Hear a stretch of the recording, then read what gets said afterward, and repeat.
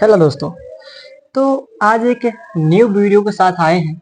जैसे कि मैंने प्रीवियस वीडियो में एक्सप्लेन कर दिया था, वहां पे बोला था कि मैं एक न्यू कॉन्सेप्ट लेकर आने वाला हूँ, न्यू चैप्टर लेकर आने वाला हूँ, जिस चैप्टर का नाम है मॉलिक्यूलर बेसिस ऑफ इनहेरिटेंस।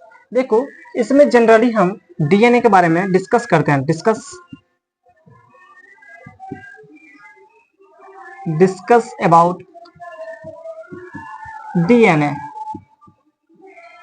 इसमें हम डीएनए के बारे में डिस्कस करते हैं और ब्रीफली डिस्कस करते हैं। ब्रीफली, अब ब्रीफली का मतलब क्या होता है? अब देखो कि जैसे कि हम कहें कि खाना खाया, नहीं, खाना में क्या क्या था, तो ये था, वैरायटी था, जो भी वैरायटी थे। तो क्या हुआ, ब्रीफली मतलब उसके अंदर तक हम उसको एक्सप्लेन किए कि हाँ, उस खाना में क्या क्या मिक्स था। ऐसे ही डीएनए को जब हम ओवरव्यू देखेंगे तो डीएनए तो एक ओवरऑल होगा, मतलब ऊपर से थोड़ा सा ऐसे दिखेगा, और बट उसके अंदर जाएंगे तो वो आपका हो गया ब्रीफली। मतलब इसमें जो डिस्कस करते हैं डीएनए के बारे में वो ब्रीफली करते हैं, पूरा अंदर तक जाएंगे। मतलब जो भी डीएनए का कॉन्सेप्ट होगा वो सारे कॉन्सेप्ट को हम यहाँ पे से क्लियर करेंगे। तो आज के लिए वीडियो जो है इतना इंपॉर्टेंट है जितना कि आप समझ ही नहीं सकते हैं। अब समझने का मतलब ये नहीं है कि आपको कुछ समझ नहीं आएगा। अगर वीडियो के साथ जुड़े हैं तो जरूर कुछ ना कुछ बेनिफिट यहाँ से उठा के दीजिएगा, ये बात तो है। बेनिफिट अगर बेनिफिट उठाना है तो वीडियो को एंड तक देखिएगा, स्टार्ट तो एंड तक वॉच कीजिएगा।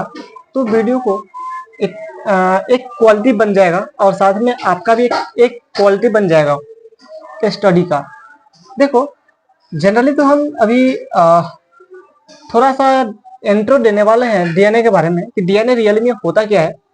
देखो, अगर हम इसका इंट्रोडक्शन देना चाहो ना, तो डीएनए जो है एक प्रकार का आप कह सकते हैं कि ट्रांसफॉर्मेशन प्रोसेस है, जिसमें कैरेक्टर एक ह्यूमन से दूसरे ह्यूमन में क्या होता है, ट्रांसफर होता है। अब एक कैरेक्टर की बात कर रहा हूँ। अब कैरेक्टर क्या होता है? देखो, कैरेक्टर जो है ना, character is the sense, character मान लो जब भी कोई ह्यूमंस आपको देखते होंगे, कभी क्रिकेट खेलता होगा या कभी फुटबॉल खेलता होगा या कभी स्टडी करता होगा, तो ये सब क्या उसका कैरेक्टर है। तो character it means the humans are ready to play and ready to study. मतलब in environment, any work by the body called as characteristics and characters of the body। तो क्या होता है ना कि मान लो अगर हम डीएनए के कैरेक्टर्स के बारे में बोले तो कैरेक्टर तो हो गया ह्यूमन का, बॉडी का कैरेक्टर हो गया कि हम खेल रहे हैं, पढ़ रहे हैं, वो बॉडी का कैरेक्टर है। लेकिन डीएनए का कैरेक्टर कुछ डिफरेंट होता है, और कैसे डिफरेंट होता है इसके बारे में हम थोड़ा डिस्कस करेंगे। बट सबसे पहले, व्हाट इज डीएनए? अगर हम डीएनए को यहाँ पे डिस्कस करने वाले हैं तो व्हाट इज डीएनए, चलो इसको नोट करवाता हूँ। डीएनए होता क्या है?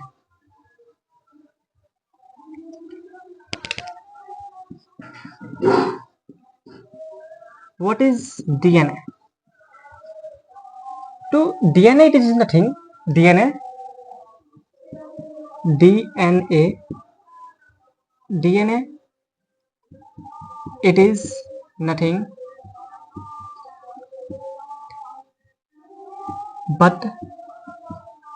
but it is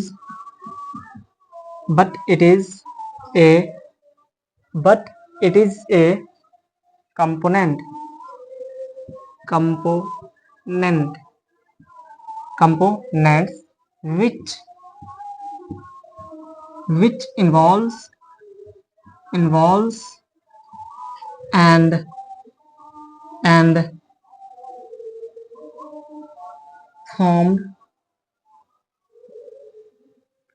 involves and formed a new character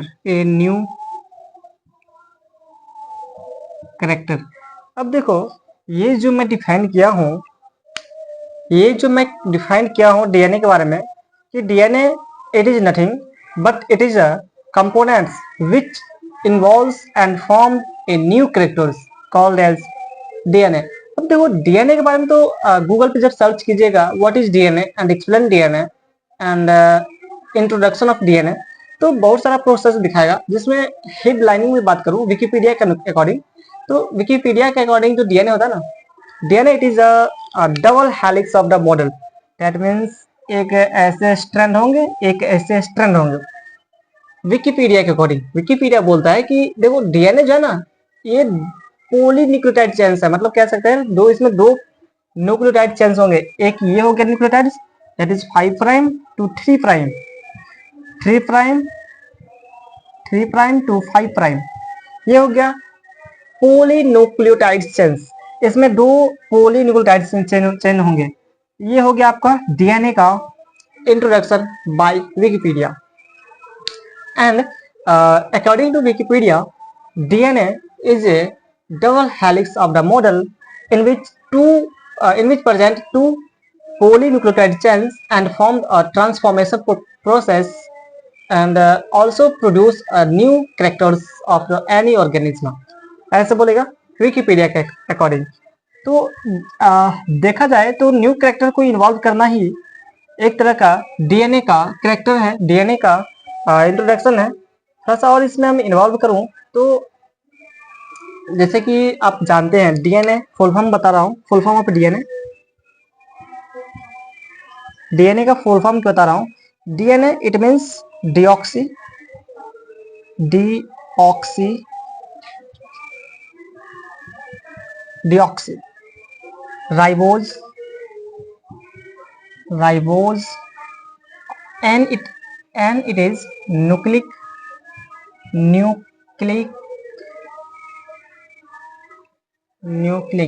अच्छा, देखो मीनिंग जो है ना थोड़ा सा लिखने में यहाँ प्रोसेस मेरा गलत हो रहा है, क्योंकि nucleic A it means acid. तो देखो अगर डीएनए को फुल फॉर्म देख रहे हैं ना, डीएनए का अगर पूरा नाम देख रहे हैं तो डीएनए क्या है, एक शॉर्ट फॉर्म नेम है, शॉर्ट फॉर्म नेम।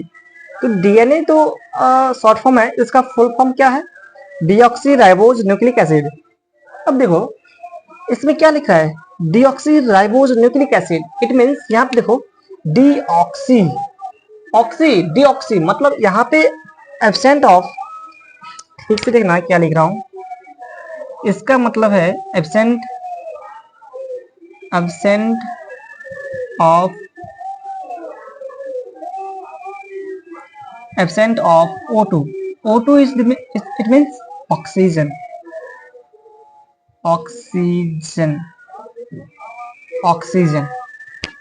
तो डीएनए केस में जो है ना ऑक्सीजन एब्सेंट होता है। अगर इसके फॉर्मूला की बात करूं, फॉर्मूला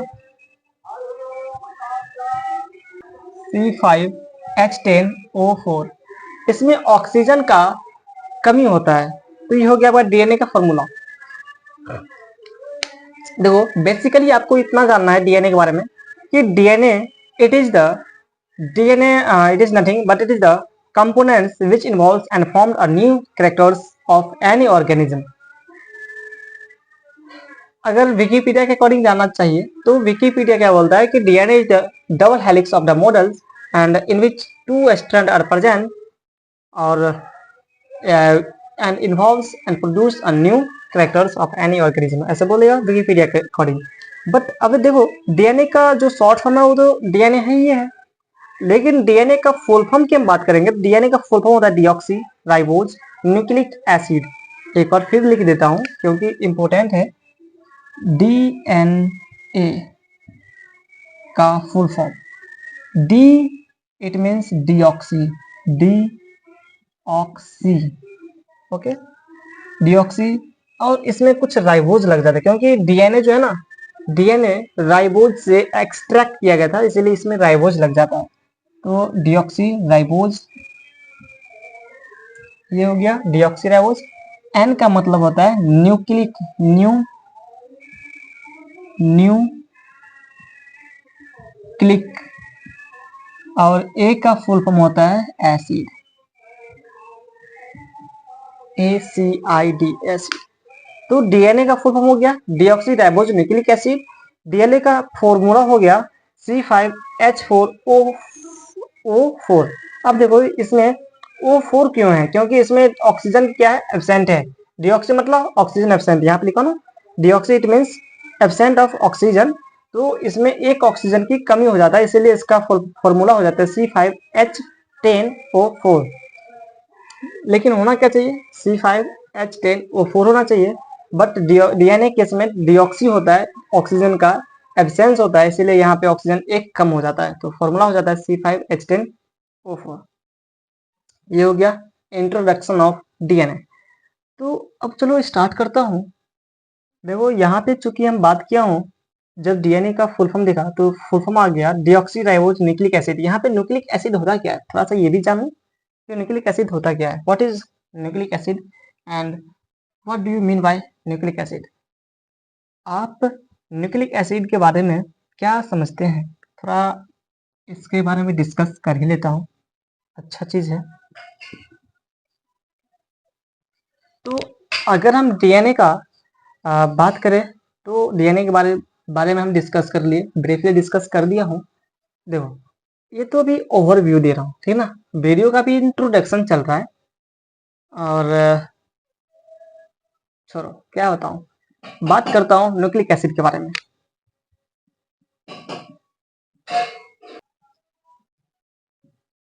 न्यूक्लिक एसिड,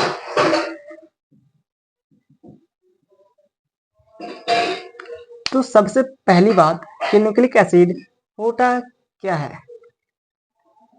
देखो न्यूक्लिक एसिड के बारे में अगर बात करें तो न्यूक्लिक एसिड जो है एक तरह का हम कहें कि डीएनए को परफॉर्म करने के लिए, अपना प्रोसेस को परफॉर्म करने के लिए न्यूक्लिक एसिड का अब प्रेजेंट होना वेरी इंपॉर्टेंट है। अगर न्यूक्लिक एसिड प्रेजेंट नहीं है तो डीएनए एब्सेंट है। मेरा कहने का मतलब ये है कि न्यूक्लिक एसिड अगर बॉडी में है तो डीएनए है, डीएनए है न्यूक्लिक एसिड है, दोनों में से एक भी अगर एब्सेंस हुआ डीएनए एब्सेंस हो गया। तो सबसे पहली बात यहाँ पे ये आता है कि न्यूक्लिक एसिड को सबसे पहले डिस्कवर किसने किया। तो मेन है कि nucleic acid discovered by Frederick Miescher in first time. देखो सबसे पहले न्यूक्लिक एसिड का जो डिस्कवरी हुआ था वो था फ्रेडरिक मिस्टर ने। फ्रेडरिक मिस्टर ने न्यूक्लिक एसिड को डिस्कवर किया, कहाँ किया, एसिटिक मटेरियल में। और एसिटिक मटेरियल में भी कहाँ, पस सेल में। देखो थोड़ा सा लिख ही देता हूँ,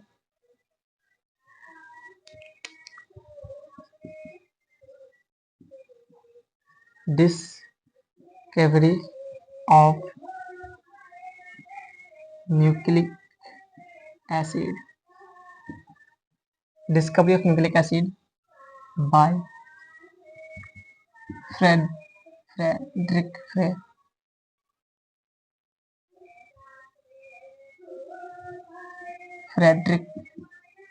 mister Frederick Miescher obtained by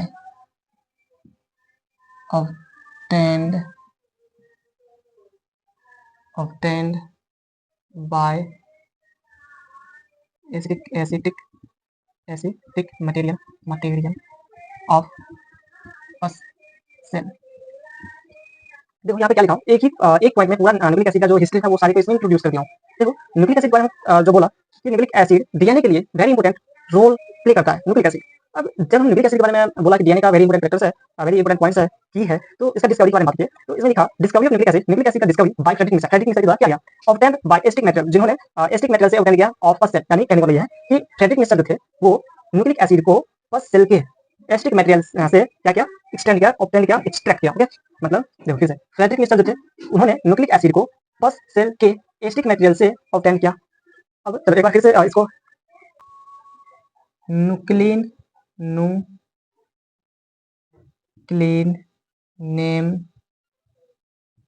name is given by Frederick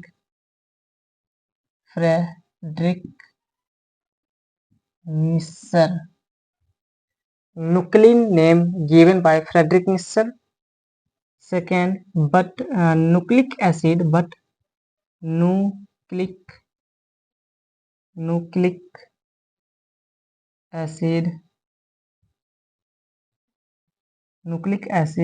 is given by Altman।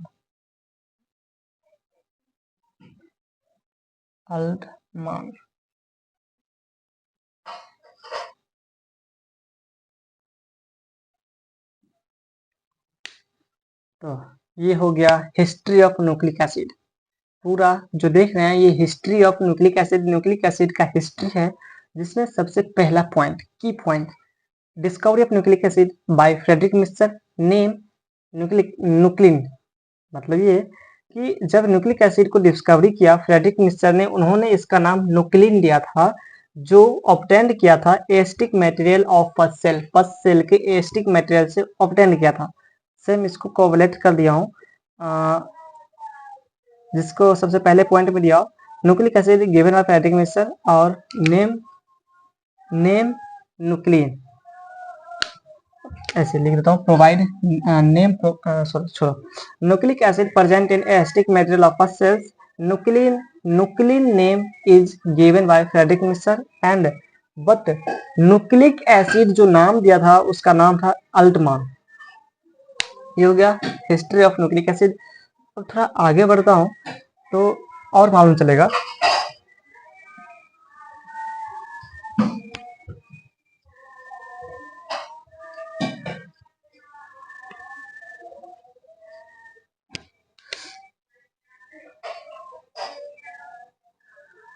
अब बात करता हूँ न्यूक्लिक एसिड के बारे में, थोड़ा सा और ब्रीफली डिस्कस करता हूँ।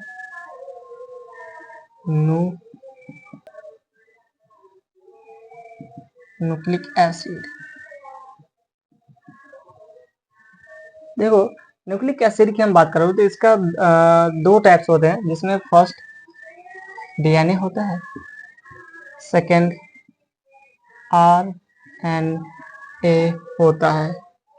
अब देखो डीएनए के बारे में अगर डिस्कस करें तो इसका हम फुल फॉर्म बता दिया हूँ, जिसका नाम था deoxy ribose nucleic acid, deoxy ribose nucleic acid, but इसका नाम बोला ribose nucleic acid, ribose nucleic acid. अब देखो इसमें चूंकि लिखा है डीऑक्सी, मतलब इसमें क्या होगा, ऑक्सीजन की एब्सेंट होगा, तो ऑक्सीजन एब्सेंट होगा तो इसमें फॉर्मूला क्या हो जाएगा, C5H10O4 ऐसे हो जाएगा। बट इसमें क्या है, राइबोज न्यूक्लिक एसिड, इसमें ऑक्सीजन एब्सेंट नहीं है तो प्रॉपर ऑक्सीजन प्रेजेंट होगा, जिससे कि इसका फॉर्मूला हो जाएगा C5H10O5। अगर हम न्यूक्लिक एसिड के बारे में थोड़ा सा नोट की बात करता हूँ तो एक नोट लिख लीजिएगा, nucleic acid it is a monomer of nucleotide. Nucleic acid nucleic acid it is monomer of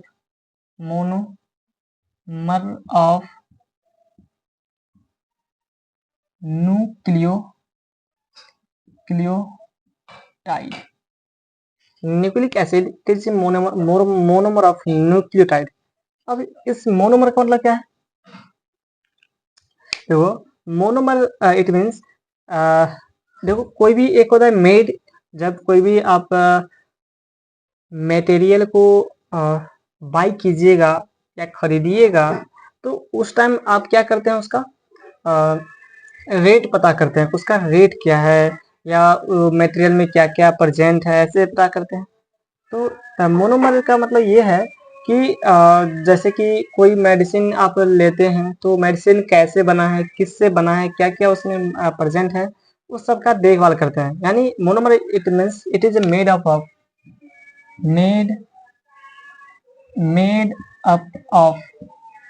कहने का मतलब ये है कि मोनोमर जो है ना न्यूक्लियोटाइड है, मतलब न्यूक्लिक एसिड का मोनोमर क्या है, न्यूक्लियोटाइड है। मतलब ये हुआ कि nucleic acid it is made up of nucleotide. इसको हम ऐसे भी लिख सकते हैं, nucleic acid it is monomer, छोड़ो मोनोमर लिख दिया हूं, it is made up of nucleotide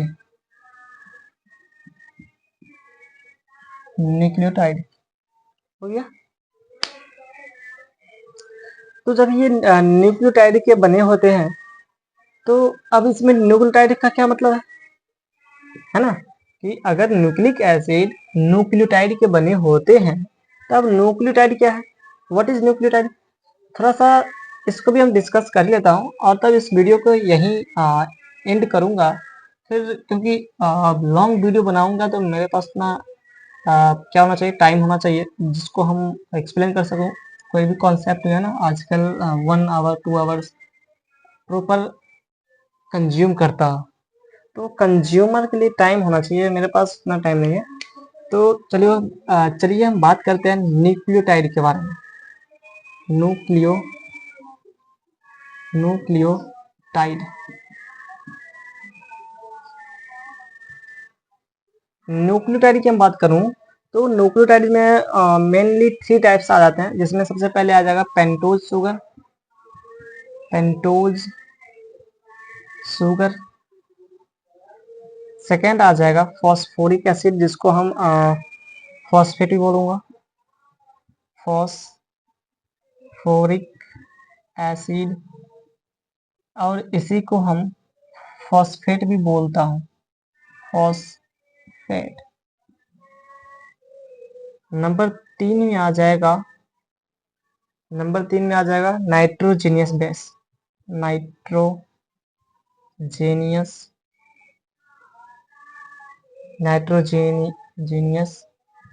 base. अगर हम पेंटोज शुगर की बात करूँ ना तो पेंटोज शुगर में दो पॉइंट आता है, जिसमें फर्स्ट आ जाएगा डीएनए, सेकेंड आ जाएगा आरएनए। डीएनए का फॉर्मूला क्या है, C5H10O4, क्योंकि इसमें ऑक्सीजन की एक्सेंट है। आरएनए का फॉर्मूला क्या है, C5H10O5, क्योंकि इसमें ऑक्सीजन की कोई डिसेंस नहीं है, कोई एक्सेंट नहीं है, प्रेजेंट है इसमें ऑक्सीजन, इसीलिए इसमें O5 है। फॉस्फोरिक एसिड की बात करो तो H3PO4। और अगर नाइट्रोजनस बेस की बात करूं तो नाइट्रोजनस बेस जो है ना, इसमें दो टाइप्स आ जाएगा, एक प्यूरिन्स जिसमें एडेनिन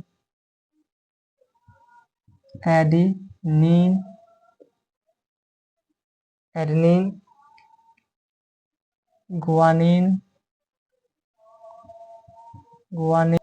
इसका मतलब ये हुआ कि प्यूरिन्स में दो टाइप्स आ जाते हैं, एडेनिन और ग्वानिन। बाकी जो बचता है ना वो सेकेंड में आ जाता है, जिसको बोलता है पायरीमिडीन।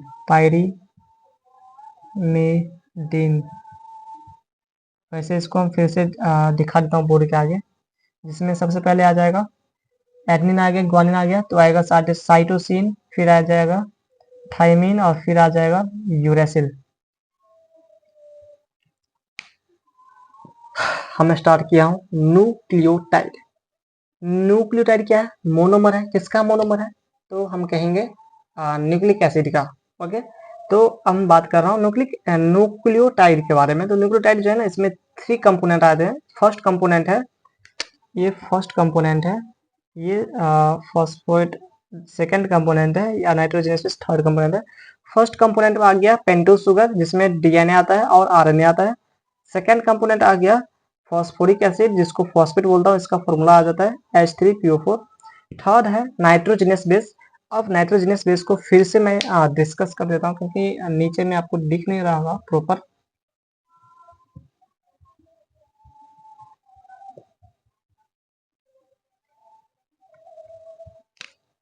तो हम बात कर रहा था 3 नंबर का, जिसका नाम था नाइट्रोजीनियस बेस। अब इस नाइट्रोजीनियस बेस में 2 पार्ट है, जिसमें सबसे पहला टाइप से आता है प्यूरिन्स।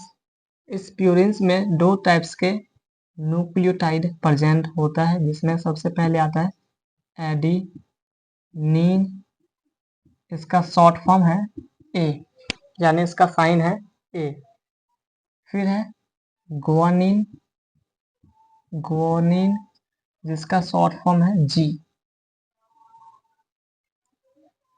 तो ये हो गया नाइट्रोजनस बेस का पहला प्योरेंस। सेकेंड आता है, सेकेंड है पायरीमिडिन्स, पायरीमिडिन्स।